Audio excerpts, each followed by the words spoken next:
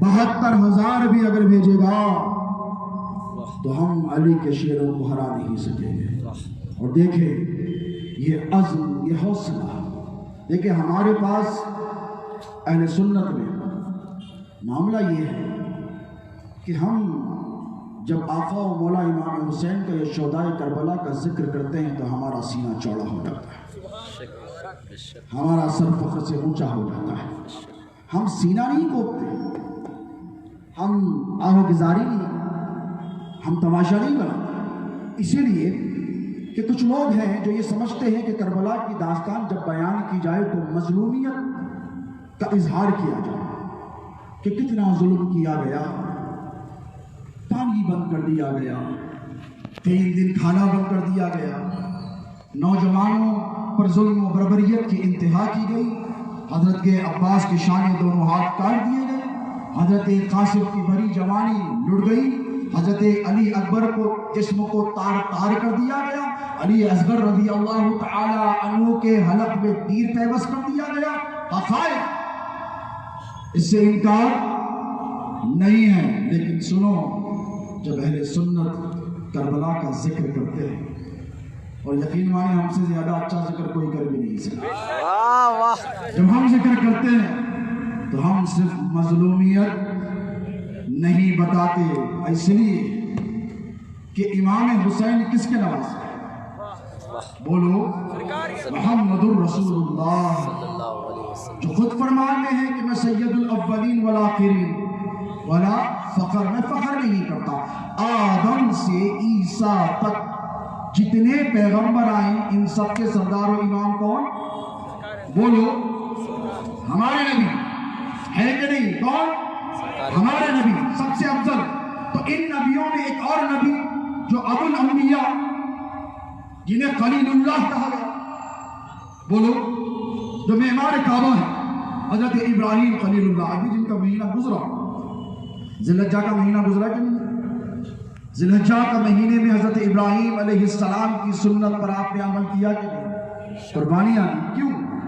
حضرت اسماعیل کو ذبح کرنے چلے تھے، نہایت اس کی حسین ابتدا ہے، علامہ اقبال کہتے ہیں ابتدا ہے اسماعیل۔ اب چلیں ہزاروں سال پیچھے چلے تاکہ آپ کو بیک گراؤنڈ سمجھ میں آ سکے، بیک گراؤنڈ آپ کو سمجھ میں آ سکے۔ حضرت اسماعیل کو ذبح کرنے گئے، کامیاب ہو، قد صدقت الرؤیا یا ابراہیم، تو کامیاب ہو، اللہ نے فرمایا تو کامیاب ہو گیا۔ اسماعیل کو ہٹایا، دمبے کو رکھ دیا، اور دمبے کو سب یاد رکھتے ہیں، محمد رسول اللہ کے دمبے کو سب بھول گئے۔ اس سے قبل کیا واقعہ رونما ہوا؟ جب مکے کی وادی غیر ذی زرع میں جہاں نہ پانی ہے نہ ہریالی، نہ جینے کے کوئی آثار ہے زندگی کے، وہاں چھوڑ کر چلے گئے۔ پتہ ہے نا، حضرت ہاجرہ تڑپنے لگی، پیچھے پیچھے بھاگی ابراہیم کے، کہاں چھوڑے جا رہے ہو؟ یہ کوئی جگہ ہے چھوڑے جانے کی؟ یہاں پانی کا نام و نشان نہیں، ابراہیم تم مجھے یہاں چھوڑ کر چلے جاؤ گے؟ بھاگی، 3 میل تک بھاگی، 5 کلومیٹر ہوتے۔ حضرت ابراہیم کچھ نہیں بولتے، آگے آگے ابراہیم ہے، پیچھے پیچھے ہاجرہ، ساتھ میں بالکل معصوم شیرخوار بچہ ہے جنہیں اسماعیل کہتے ہیں، ذبیح اللہ جن کو لقب عطا کیا گیا۔ پیچھے پیچھے بھاگی، پھر یاد آیا کہ میرا ابراہیم بغیر اللہ کے حکم کے کوئی کام کرتا ہی؟ پوچھا اللہ امرک، پوچھا کیا اللہ نے آپ کو یہ حکم دیا کہ اسماعیل کو یہاں پر تنہا چھوڑ دیا جائے، مجھے یہاں تنہا چھوڑ دیا جائے؟ تو حضرت ابراہیم نے کہا نعم، کہا سچ ہے، اللہ ہی کا، کہا جائیں۔ اب یہ وادیوں کی تنہائیاں، سوچیں ہزاروں میل تک وادیاں ہیں، کالے کالے کچھ کچھ پہاڑ ہیں، کوئی نہیں، حضرت ہاجرہ ہیں، حضرت اسماعیل ہے، تیسرا کوئی نہیں، جانور درندے پرندے تک وہاں پنپ نہیں سکتے، اس لیے کہ پانی کا نام و نشان تک نہیں ہے۔ حضرت اسماعیل پیاس کی شدت سے کچھ ہی گھنٹوں میں تڑپنے لگے، تڑپ پائے کہ نہیں؟ اور جب تڑپے تو پیروں کو رگڑا کہ نہیں؟ پیروں کو کون ہے؟ ابراہیم کے شہزادے ہیں، اسماعیل ہے، میرے نبی کے جد بھی ہیں، پیروں کو رگڑا، کیا برآمد ہوا؟ ارے بولو، اسے کیا کہتے ہیں؟ زمزم، زمزم برآمد ہو گیا۔ اور وہ زمزم اتنا متبرک ہو گیا کہ حضور بھی جب اسے پیے تو صحابہ سے کہا ایسے ہی مت پیو، حجاج جاتے ہیں تو زمزم لے کر آتے ہیں اور سب پانیوں کو بیٹھ کر پیا جاتا ہے، زمزم ٹھہر کر۔ سنت رسول ہے کہ پانی پیو تو ٹوپی پہن کر پیو، زمزم پیو تو ٹوپی اتار کر پیو، ہے کہ نہیں؟ اور صرف صحابہ پینے لگے تو حضور نے کہا ایسے نہیں، کہا ایسے نہیں، کہا یا رسول اللہ کیسے؟ کہا میں تم کو دعا سکھاتا ہوں، زمزم پیو وقت دعا کرو۔ تو کہا زمزم کے پینے سے دعا کا کیا تعلق؟ تو رسول اللہ علیہ السلام نے فرمایا جب زمزم پیتے ہو تو اللہ دعا قبول کرتا ہے۔ توجہ ہے آپ کی۔ اور زمزم کس کے پیروں سے نکلا؟ بولو، اسماعیل نے صرف پیر گھسے، زمین پر رگیڑ ماری، زمزم برآمد ہو گیا۔ حضور نے دعا صحابہ کو تلقین فرمائی۔ صحیح بخاری اور مسلم کی حدیث سنا رہا ہوں، صحابہ نے پوچھا یا رسول اللہ زمزم پیے تو کیا دعا کریں؟ فرمایا اللہم انی اسألک علما نافع ورزقا واسعا وشفاء من کل داء۔ صحابیوں دعا کرو کہ اے اللہ میں تجھ سے علم نافع مانگتا ہوں زمزم پیتے وقت، میں تجھ سے رزق واسع وسعت والا رزق مانگتا ہوں، اور وشفاء من کل داء ہر بیماری سے شفا مانگتا ہوں۔ اب توجہ ہے یاد کی، حضرت اسماعیل سید الانبیاء کے بیٹے بولو نہیں ہے، حسین سید الانبیاء کے لخت جگر ہے۔ میرے حسین اگر کربلا کی سرزمین پر مجبور ہوتے جو نہیں ہے، اگر زمین پر قدم مارتے تو فرات قدموں میں آ کر سجدہ ریز ہو جاتا۔ لبیک یا حسین، لبیک یا حسین۔ میرا حسین یہ جو بتاتے ہیں مجبور، بولو نہیں تھا، مختار تھا۔ میرے حسین کی شہادت اختیاری تھی، ورنہ کسی کی مجال ہے۔ ارے ایک یزید کیا، اس کا سارا خاندان اٹھ کر آ جاتا، حسین کے غلام کا مقابلہ نہیں کر سکتا۔ یاد رکھو، کربلا مظلومیت کی داستان نہیں ہے، کربلا مجبوروں کی کہانی نہیں ہے، کربلا بھوکوں پیاسوں کی داستان نہیں ہے، کربلا ہمت والوں کی کہانی ہے، کربلا شجاعت والوں کی داستان ہے، کربلا قیامت تک مسلمانوں کو حوصلہ عطا کرنے کا نام ہے، پیغام ہے۔ لبیک یا حسین، لبیک یا حسین۔ ہمیں کربلا کی داستان سنا کر ڈراؤ اے سنو، ہم تمہیں سناتے ہیں۔ کربلا حوصلہ عطا کرتی ہے، کربلا ہمت عطا کرتی ہے، کربلا جوان مردی عطا کرتی ہے، کربلا جرأت عطا کرتی ہے، کربلا مسلمانوں کو بہادری عطا کرتی ہے، اور کربلا اسلام کے نام پر خدا کی راہ میں سب کچھ لٹا دینے کا حوصلہ عطا کرتی ہے۔ جب تک یہ جذبہ زندہ تھا مسلمانوں میں، یہ رونا دھونا نہیں، حسینیت کا جذبہ، امام حسین کا جذبہ، یہ جذبہ جب تک زندہ تھا، اسپین پر تمہاری حکومت تھی، یورپ تمہارے قدموں کے نیچے تھا، دنیا کے بیشتر ممالک میں تم حکومت کرتے تھے، تمہاری عدل و انصاف کی حکومت قائم تھی۔ جب سے یہ جذبہ نکل گیا، جب سے صرف رونا دھونا شروع ہو گیا، جب سے حکومتیں اور اقتدار تمہارے ہاتھ سے نکل گئے۔ مسلمانوں، امام عالی مقام کی زندگی سے سبق سیکھو۔ کیا سبق دیا امام عالی مقام نے؟ کہ حق کے لیے لشکر نہیں دیکھا جاتا، تعداد بھی نہیں دیکھی جاتی، یہ نہیں دیکھا جاتا سامنے بالمقابل کتنے ہیں۔ جب خطرہ ہوتا ہے نا، خطرہ، تو کیا کرتے ہیں پتہ؟ پہلے اولاد کو چھپا لیتا ہے انسان۔ ایک باپ کا دل جب تڑپ جاتا ہے، آندھی چمکے تو اولاد آ کے سینے سے لگ جاتی ہے، دامن میں چھپا لیتے ہیں، اپنی جان کی فکر نہیں ہوتی ہے، ہوتی ہے اولاد کی ہوتی ہے۔ جو باپ ہے ان کے دل سے پوچھو، جو اولاد ہے وہ بھی جانتی ہے، ماں تڑپ جاتی ہے، باپ تڑپ جاتا ہے، کہتا ہے کہ مجھ پر آ جائے آفت تو آ جائے، اولاد محفوظ رہ جائے۔ قربان جاؤ میرے آقا حسین کے پہلے اولاد کو قربان کیا، پہلے علی اکبر کی جوانی کو اللہ کی راہ میں قربان کیا۔ اے کسی کے پاس ایسا جذبہ اللہ کے لیے اپنے جوان بیٹے کو قربان کرنے کا جذبہ؟ ارے حد ہو گئی، علی اصغر 6 مہینے کے شیر خوار ہیں، تیر لگا حلق کے پار ہو گیا، امام حسین نے ایسے خون کو اچھالا آسمان میں اور فرمایا مولا تیرا حسین کامیاب ہو گیا۔ یہ ہے عدل و استقامت، عزم مصمم جو کربلا ہمیں درس دیتی ہے۔ اور یاد رکھو ہم سرکار پیران پیر غوث اعظم دستگیر کے غلام ہیں، اور ہم حق بولنے کے لیے کسی سے ڈرتے گھبراتے نہیں، بالکل نہیں ہے۔ ان کی محبت کیوں ضروری ہے؟ آج یہ محفل سجائی گئی، نوجوانوں نے بڑی محنت بڑی مشقت کی، میں نے تو کہا کہ میں بہت تھکا ہوا، 1-1.5 مہینے سے مصروف رہا عرس کاظمی کے سلسلے میں نے کہا نوجوانوں اگر تمہیں اس کا اہتمام کرنا ہے تو تم کر لو، میں صرف خطاب کے لیے آ جاؤں۔ حقیقت تو کہا حضرت ہم کر لیں گے سارا انتظام، صاحب ہم کر لیں گے، آپ بالکل فکر نہ کریں، آپ بالکل اس طرف توجہ نہ کریں، آپ خطاب کے لیے آ جائیں۔ آج میرے بھائی یہاں ٹھہرے، کیا نام ہے دوست؟ محمد فیصل، نوجوان ہیں، کچھ بھی کر سکتے تھے، دوستوں میں بیٹھ سکتے تھے، ٹھہرے اور ٹہر کر ذکر حسین کی محفل کو بغور سماعت کر رہے ہیں۔ کیوں؟ یہاں میرے بھائی ٹھہرے ہیں، اس طرف ٹھہرے ہیں، کرسیاں پر ہو گئی پھر بھی ٹہر کر سن رہے ہیں۔ کیوں؟ اسی لیے کہ ان کو پتا ہے کہ یہ وہ محفل ہے جس محفل پہ آنے والے پر مصطفیٰ جان رحمت توجہ فرماتے ہیں۔ سبحان اللہ سبحان اللہ۔ ان کو پتا ہے کہ یہاں سے خالی نہیں جایا جائے گا، یہاں سے کچھ ملے گا، یہاں سے ملے گا نجات کا پروانہ ملے گا، یہاں سے جنت کا سرٹیفکیٹ ملے گا۔ اسی لیے کہ جب اہل بیت اطہار کا ذکر کیا گیا ہے میرے نبی خوش ہوئے ہیں۔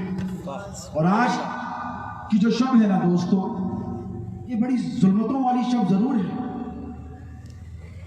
کربلا میں سب کچھ لٹا کر اسلام کو کامیاب کیا ہے میرے آقا حسین نے، اور یہاں پر آپ کو حب اہل بیت ملے گی۔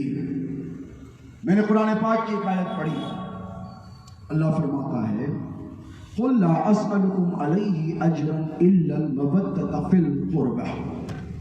بڑا سمپل ٹرانسلیشن آپ کی خدمت میں پیش کروں۔ اللہ نے اپنے محبوب سے فرمایا اے محبوب ان سے سوال کیجیے، میرے جملوں پر تھوڑا غور کریں، بات سمجھنے میں بڑی آسانی ہے۔ ان سے سوال کیجیے، کس سے سوال کروا رہا ہے؟ اپنے محبوب سے، اور سوال کس حوالے سے؟ اہل بیت کی محبت کے حوالے سے۔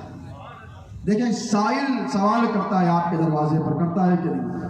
میرے نبی کی کیا شان ہے، کیا عظمت ہے، کیا مقام ہے کہ حضور جس پر نگاہ ڈالیں تو کفر کی اندھیریاں کھٹ جائیں، ایمان کے اجالوں سے وہ سینے سیراب ہو کر درجہ صحابیت پر پہنچ جائیں۔ یہ میرے نبی کی نگاہ التفات و رحمت کا اثر ہے، اس پر توجہ رکھیں آپ، بات آگے سمجھنے میں بڑی آسانی ہوگی۔ سوال کروایا اپنے نبی سے کہ سوال کرو کس سے؟ امت سے۔ کیا کروں مولا؟ آپ کی آل سے محبت کریں۔ سمجھ میں آ گئی بات؟ دیکھیے تحفے کا دینا اور لینا سنت ہے کہ نہیں؟ حضور نے فرمایا تحفہ دیا کرو، لیا کرو، اس سے محبت بڑھتی ہے، محبت میں اضافہ ہوتا ہے۔ اب مجھے بتائیے آپ نے 1400 سال سے اب تک نبی سے صرف لیا ہی لیا ہے، توجہ ہے؟ قرآن کس سے لیا؟ توحید کس سے لی؟ نماز کس سے لی؟ روزہ کس سے لیا؟ حج کس سے لیا؟ زکوٰۃ کس سے لی؟ جنت کس سے لی؟ نبی سے، سب نبی سے۔ اور صرف آپ نے نہیں، 1400 سال سے سب نبی سے لیتے آئے۔ اب جب نبی کو دینے کی بات آئی، نبی کو دینے کی بات آئی تو امت پلے چھڑا کر بھاگ گئی۔ میں یہ نہیں چاہتا کہ آپ کا شمار ان میں ہو، ہم نہیں چاہتے کہ آپ کا شمار ان میں ہو، اسی لیے اس محفل کو سجایا۔ اب توجہ رکھیں، صحابہ کا ایک گروہ تھا جنہوں نے سوچا، ایک مرتبہ بیٹھے ڈسکشن ہوا آپس میں کہ بھئی حضور نے اسلام پہنچانے کے لیے بڑی مشقتیں ہے کہ نہیں؟ بولو भाई हुजूर का जो 23 साल एलान नबूवत का दौर है, ये बड़ा सख्त गुजरा है। गुजरा है कि नहीं? बड़ा सख्त। शुरू के 13 साल तो बड़ी आजमाइशों में था। मक्के के कुफ्फार और मुशरिकीन के मजालिम आपकी आंखों के सामने। हुजूर जिस राह पे गुजरते वहाँ पर कचरा फेंक दिया जाता, हुजूर की राहों में कांटे बिछा दिए जाते, लेकिन हुजूर अपने मिशन से नहीं उठे। हज़रत सैयदना अबू तालिब रज़ियल्लाहु ताला अन्हु हुजूर के पास आए और कहा कि ए मोहम्मद, मुझे पैगाम दिया है कुफ्फारान कुरैश ने, कुरैश के सरदारों ने, कि तुम्हें अगर दौलत चाहिए तो वो दे दें, अपने मिशन से बाज आ जाओ। तवज्जो है, अगर खूबसूरत औरत से निकाह करना चाहते तो अरब की सबसे खूबसूरत औरत से तुम्हारा निकाह कर दिया जाए, और अगर सरदारी चाहते हो कुरैश की, तौलियत चाहते हो काबे की, माल चाहते हो तो सब कुछ तुम्हें दे दिया जाए। तो मेरे नबी ने वो तारीफ साथ जुमले फरमाए थे, ऐ चचा अबू तालिब, अगर मेरे एक हाथ में सूरज रख दिया जाए, दूसरे हाथ में चांद रख दिया जाए, तब भी मैं अपने मिशन से भाग आने वाला नहीं हूं। तो कहा, ऐ भतीजे आगे बढ़ो, अबू तालिब तुम्हारे साथ। लोग ये भूल जाते, सबसे पहले दावत भी हजरत अबू तालिब ही नहीं की, ये भी भूल जाते। हुजूर पर मर मिटने का जज्बा हैदर कर्रार को अगर किसी ने सिखाया है तो उस जात का नाम अबू तालिब है। एहसान भूल जाओ, एहसान फरामोश हो, हमें क्या फर्क पड़ता है। अब देखिए, रास्ते भर जिंदगी भर कदम कदम पर मेरे नबी को तकलीफें पहुंचाई गई। ताइफ के मैदान में हुजूर जब मक्के वालों से मायूस हो गए कि ये तो मेरी बात सुनने से रही नहीं, चलो ताइफ जाया जाए। ताइफ गए तबलीग इस्लाम की, वहाँ पर शरीर लौंडों ने अबू लहब अबू जहल के कासिदों को भिजवाने के बाद हुजूर पर संगबारी, मेरे नबी पर पत्थर बरसाए, पिंडलियाँ लहूलहान, जिसमें अक़दस के मुख्तलिफ मकामात से खून की फव्वारें निकलने लगी, लेकिन हुजूर फिर भी सब्र और इस्तिक़ामत से रहे। हुजूर ने मिशन को नहीं छोड़ा, मिशन पर गामज़न रहे आका अलैहिस्सलाम। तो सहाबा ने सोचा कि हुजूर ने इतनी तकलीफें उठाई है यार, हमारा भी काम है कि हम भी हुजूर को कुछ दे दें, हम भी हुजूर को कुछ दे दें। तो चंद ने यह तय किया कि चलो कुछ हीरे जवाहरात जो भी उनके पास था इस्तिताअत वो सब जमा किया, एक कश्ती में ले आए और कश्ती में लाकर उस पर कपड़ा उड़ाया, बड़े एहतराम से हुजूर की बारगाह में लाए। हुजूर बैठे हैं मस्जिद नबवी में, पूछा क्या बात है, खैरियत तो है? तो कहा, या रसूलुल्लाह, आपने इस्लाम पहुँचाया कि नहीं? नमाज पहुँचाई कि नहीं? रोज़ा हज ज़कात पहुँचाया कि नहीं? इतनी तकलीफें उठाई सरकार आपने इस्लाम पहुँचाने के लिए, अब हमारा भी तो फर्ज बनता है हम भी कुछ आपको दें। हल जज़ाउल एहसान इल्लल एहसान, कुरान में अल्लाह फरमाता है एहसान का बदला क्या है, इसके सिवा कि एहसान किया जाए। उन्होंने कोई गलत काम तो नहीं किया, तवज्जो है आपने, गलत काम नहीं किया, लेकिन दौलत लेकर आए। क्या लेकर आए? वो दौलत जिसकी कीमत, कद और मंजिलत मेरे नबी के सामने कुछ नहीं। अल्लाह ने कहा, महबूब इशारा करो, ओहद का पहाड़ तुम्हारे लिए सोने का बना। मेरे नबी ने कहा, नहीं मौला, मुझे सिर्फ तेरी रजा चाहिए। अल-फक़ीर मोहम्मद अपनी फकीरी पर नाज करता है। वो फकीरी ऐसी जिनके कदमों में दुनिया की सल्तनत और बादशाहत है। वो आका मौला अलैहिस्सलातु वस्सलाम ने कहा, नहीं चाहिए। जब सहाबा ने कहा, या रसूलुल्लाह, दीन पहुंचाने के लिए, नमाज देने के लिए, कुरान पहुंचाने के लिए, रोजा देने के लिए, हज देने के लिए, ज़कात देने के लिए, खुदा की मारिफत देने के लिए, जन्नत की बशारत देने के बदले में हम आपको दौलत देना चाहते हैं, हुजूर नाराज हजरे मुबारका में तशरीफ ले गए, चेहरे अक़दस का रंग मुतग़य्यर हो गया। इधर खुदा की कुदरत ने ये नज़ारा देखा कि मेरा महबूब नाराज हो गया। और जब महबूब नाराज हुआ है, मैं तवज्जो से कहूँ और इंसाफ से कहूँ कि तब अल्लाह ने अपने महबूब को बनाने के लिए मुस्तफ़ा से ये नहीं कहा कि मुस्तफ़ा फला मुल्क की तुम्हें हुकूमत दे दूँ, फला मकाम का तुम्हें ताज दे दूँ, इतनों को तुम्हारे ग्रोह में शामिल कर दूँ। अगर कहो तो शामियों को लाके खत्मों में डाल दूं, नस्रियों को लाके खत्मों में डाल दूं, रोमियों को लाके खत्मों में डाल दूं, इसे इस्लाम की दौलत दे दूं। नहीं, अल्लाह ने जब देखा कि मेरा महबूब नाराज हो गया है, अल्लाह को पता है कि मुस्तफा जाने रहमत को कैसे मनाया जाता है। अल्लाह ने अपने महबूब को खुश करने के लिए, राजी करने के लिए नाराज हुए महबूब को, जो उम्मत की ख़ताओं से अगर कभी कभी नाराज हो गए हैं, तब अल्लाह ने क्या किया है आपको मालूम है। अल्लाह ने अपने महबूब को राजी करने के लिए अहले बैत का जिक्र छेड़ दिया। दीवानों, तुम बड़े खुश नसीब हो, मेरे आका के दीवानों, इमाम हुसैन के गुलामों, آج تم نے آقا کو خوش کرنے کا سامان فراہم کیا۔ اللہ رب تبارک و تعالیٰ نے جبرائیل کو حکم دیا ادھر آؤ، آئے جبرائیل، کہا یہ آیت لے کر جاؤ، کہا مولا کیا آیت ہے؟ تو کہا میرا محبوب ذرا ناراض ہے، چلو اس کی اطرت اور اس کی حال کی بات کریں۔ میرے محبوب کو کسی غم و اندوہ نے ستایا، میرے محبوب کو امت نے تکلیف دی ہے کہ نہیں؟ مزاج کے خلاف کام کیا ہے، مزاج نبوت کے خلاف کام کیا ہے، چلو محبوب کو منایا جائے۔ کیا کہا؟ چلو محبوب کو منایا جائے۔ جبرائیل آئے، تھوڑی دیر میں بیٹھ گئے حضور کی بارگاہ میں، کہا اللہ نے پیغام بھیجا ہے، وہی بھیجی ہے۔ حضور نے کہا کیا بھیجا ہے؟ تو فرمایا قل لا اسألکم علیہ اجرا الا المودۃ فی القربى۔ محبوب یہ جو آپ کو اسلام پہنچانے کی اجرت دینا چاہتے، کیا دینا چاہتے ہیں؟ اجرت۔ مزدور کو بلاتے ہو، 8-10 گھنٹے کام کرواتے ہو، اگر جاتے وقت اونلی تھینک یو بولے تو بولتا ہوں نہیں کہ آپ ایڈیٹ ہیں، 8-10 گھنٹے مجھ سے کام کروایا اور تھینک یو پہ کام چلنے والا نہیں، جو اجرت مقرر کی ہے وہ دو۔ اجرت کیا ہے؟ محنتانہ ہے، اور اگر آپ دیں گے تو حلالی، نہیں دیں گے تو حرامی۔ حرامی ایک وہ بھی ہوتا ہے جو حرام کے لقمے سے ہو، ایک حرامی وہ بھی ہوتا ہے جو حرام کا لقمہ کھاتا ہو۔ توجہ ہے آپ کی؟ فقہاء نے فرمایا صرف حرام کے لقمے سے ہونے سے نہیں، حرام کا کھانے والا بھی، بولو مسئلہ سمجھ میں آ رہا ہے؟ کوئی گاڑا مسئلہ نہیں سمجھا رہا ہوں۔ افتاح پہ بیٹھ کے بہت بڑا فتویٰ 8-10 لائن کا، ایسا سوال کرو تو ایسا جواب، ان سب چیزوں سے بری ہو کر بالکل سمپل 2+2 4 کی بات آپ سے کر رہا ہوں کہ 2+2 4 ہی ہوتا ہے کہ نہیں؟ یہاں پر یہ مسئلہ ہے کہ اللہ رب تبارک و تعالی سوال اپنے محبوب سے کروایا، اور کیا کروایا؟ توجہ ہے آپ کی؟ محبوب سوال کیجئے، اور کس سے سوال کیجئے؟ امت سے سوال کیجئے، ڈائریکٹ نہیں فرمایا۔